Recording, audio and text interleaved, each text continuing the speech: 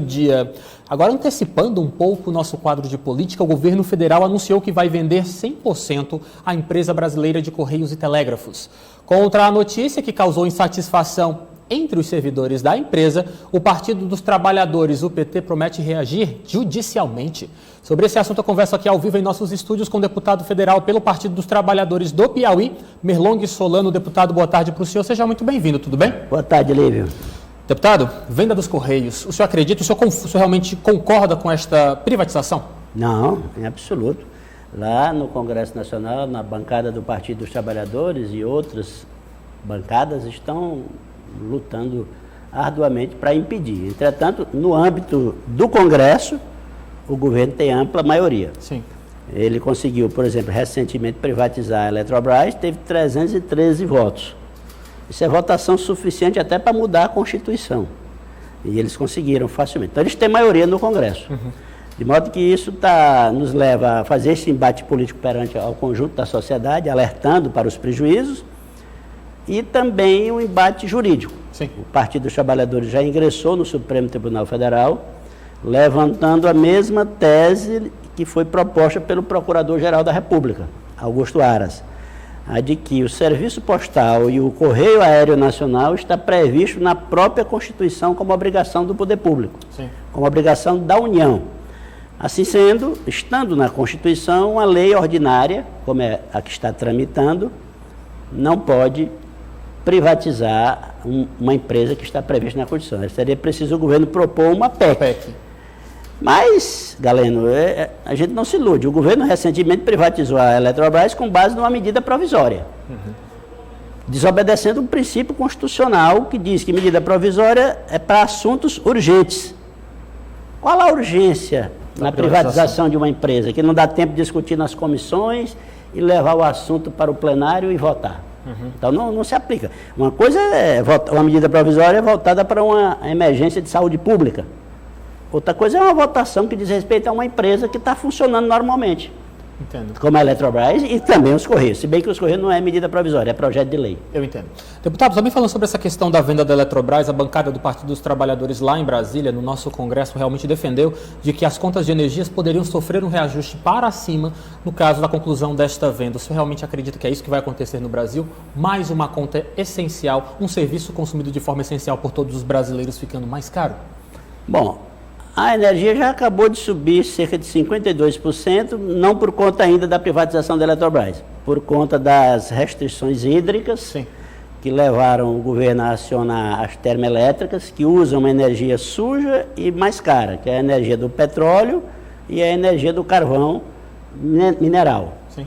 Com isso está aí, a bandeira 2, que já é a bandeira vermelha 2, que era a mais alta, que já estava acionada há algum tempo, foi majorada em 52%. Este ainda não é o aumento decorrente da privatização da Eletrobras. O aumento decorrente da privatização da Eletrobras, Lívio, advém do fato de que a Eletrobras, que produz majoritariamente energia hidroelétrica, Sim. trabalha sob um regime de cotas, que estabelece um preço máximo para a energia que ela produz. E esse preço máximo é entre 14% e 20% inferior ao preço praticado pela iniciativa privada. Porque, ao contrário do que se pensa, a iniciativa privada já detinha, antes da privatização da Eletrobras, o controle da maior parte do nosso sistema elétrico. Sim. A Eletrobras respondia por 1/3 da geração de energia e cerca de 50% das linhas de transmissão, essas grandes linhas que fazem a integração de todo o sistema nacional. E também era a grande responsável pelas pesquisas na área energética. Cerca de 2/3 da geração de energia já era privada. Cerca de metade da linha de transmissão também já era privada. E as empresas de distribuição, essas que levam a energia até a casa da gente, como é o caso aqui da Equatorial, não é isso? Sim. Já são quase todas privatizadas. De modo que essa privatização não decorre do fato de que a Eletrobras controlasse tudo. Mas mesmo tendo só uma parte da energia produzida por ela, como ela trabalha sob esse regime de teto de preço, de cota, ela ajudava a segurar os preços da iniciativa privada. Então, havendo a privatização da Eletrobras, que junto com a privatização da própria empresa holding, que leva as 49 hidrelétricas da Eletrobras, e todos os parques eólicos e os parques de energia solar também, haverá uma tendência, então, de aumento dos preços que os estudiosos calculam em, no mínimo, 14%. Nossa. Muito pesado. Olhando também para outra questão que nos deixa com as mãos na cabeça, deputado, gasolina, óleo diesel no Brasil cada vez mais caros e a política de petróleo, política internacional da Petrobras que ninguém consegue compreender porque realmente o dólar de certa forma se descola do preço do valor do litro da gasolina no Brasil, o que se antes justificava como sendo que o dólar tinha que ser um preço de um litro de gasolina no Brasil deveria ser o preço de $1. O que fazer, deputado? Porque realmente o brasileiro piauiense não sabe mais como pagar essas contas. É verdade. Hoje eu vi na mídia São Miguel do Tapuio, uma foto de uma placa de um posto com gasolina de R$ 6,70. Aqui em Teresina a gente já encontra com facilidade gasolina de R$ 6,20, R$ 6,30. R$ 6,64. R$ 6,64 você já encontrou. Sim. Veja só.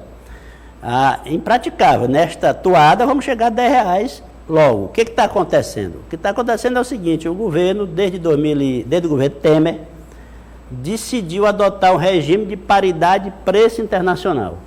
O preço dos combustíveis no Brasil não guarda mais relação com os custos de produção, que no caso do Brasil são relativamente baixos, sobretudo depois da descoberta do pré-sal, que é um petróleo que está lá, só é furar e tirar. Não se gasta mais com pesquisa quando vai tirar óleo do petróleo. Ele não guarda mais relação com os custos, e sim com a variação do dólar portanto, do câmbio e com os preços internacionais do barril de petróleo, que são muito sujeitos à especulação. Sim. Acontece um problema no Oriente Médio, alguém solta uma bomba não sei onde, no outro dia ou na mesma noite já os empresários que controlam o mercado internacional de petróleo aumentam os preços do barril de petróleo. E aí, no outro dia, a Petrobras agora está nessa política de reajustar imediatamente os preços, desconsiderando o quê? Que ela é uma empresa estatal brasileira, sim, que o Brasil tem petróleo de sobra para extrair, que a Petrobras hoje é uma empresa de ponta em tecnologia. Essa tecnologia de extração de petróleo no pré-sal, foi a Petrobras que criou inteiramente. E até hoje ninguém ouviu falar num acidente de grande monta, sim, no petróleo extraído no mar do Brasil, como a gente viu em outros lugares do mundo. A gente tem tudo isso. Por que razão a gente precisa ficar sujeito à variação do dólar? Ou à especulação das grandes empresas internacionais que dominam o mercado mundial do petróleo? Óbvio que o preço do petróleo no Brasil também não pode ficar baixo demais, porque aí a Petrobras perderia sua capacidade de investimento e de pesquisa, mas também ficar na mão de meia dúzia de acionistas que controlam as empresas internacionais de petróleo é abrir mão da própria soberania nacional, no meu modo de ver. Deputado, assuntos como estes que nós estamos tocando aqui na sua entrevista realmente já nos levam a lançar um olhar para as eleições de 2022. Como é que como é que o senhor avalia as articulações do Partido dos Trabalhadores de olho nas próximas campanhas, expectativa de Lula aqui no Piauí nesse mês de julho ainda, talvez em agosto? Como é que o senhor avalia as estratégias desenvolvidas pelo PT de olho já em 2022? Olha, Lívio, algumas coisas me animam. Eu fiquei muito feliz quando o Lula foi solto. Foram sim, mais de 500 dias de prisão injusta, agora reconhecida pelo Supremo Tribunal Federal, que considerou o juiz Sérgio Moro parcial. E fiquei feliz também quando o Lula fez aquele pronunciamento à nação, alguns dias depois que saiu da cadeia. E aí eu vi que o Lula não se deixou contaminar pelo rancor. Ele poderia ter se tornado uma pessoa rancorosa. Olha que 580 dias de cadeia, sem que a justiça tenha mostrado contra ele qualquer prova de crime praticado. Uma coisa que devia ter sido julgada em São Paulo ou em Brasília, de repente botam para julgar no Paraná. Sim. O apartamento pelo qual ele foi acusado fica em São Paulo. Mas o Lula não saiu com ódio no coração. Saiu olhando para frente. Olha, eu tenho 75 anos, estou com saúde, ainda tenho condições de contribuir com o meu país. E começou a dialogar com diversos segmentos da política, da economia, da sociedade e da cultura, e também das igrejas. O Lula está conversando com amplos segmentos. A população reconhece nele uma liderança natural, as pesquisas mostram isto. Eu não me iludo muito com pesquisa, é uma situação momentânea, ainda está muito longe, claro. Mas no momento o quadro é bom. E nós vamos trabalhar para que ele se mantenha. E repercute positivamente no Piauí. Onde nós temos uma liderança do porte do governador Wellington Dias, que é capaz de capitalizar esse momento nacional e de fortalecer os próprios trunfos que ele tem aqui no Piauí, que não são poucos. Olhando para também as eleições em 2022 aqui no nosso estado, deputado, muito se fala sobre essa questão da formação da chapa majoritária com a indicação do nome de Rafael Fonteles para a cabeça dessa chapa, o governador Wellington Dias disputando o Senado, e se fala muito sobre a questão da vaga para vice. MDB, PSD, como é que o senhor acredita que esse problema deve ser equacionado aqui no estado do Piauí? Na base de muito diálogo, e o governador Wellington Dias é bom de diálogo, né?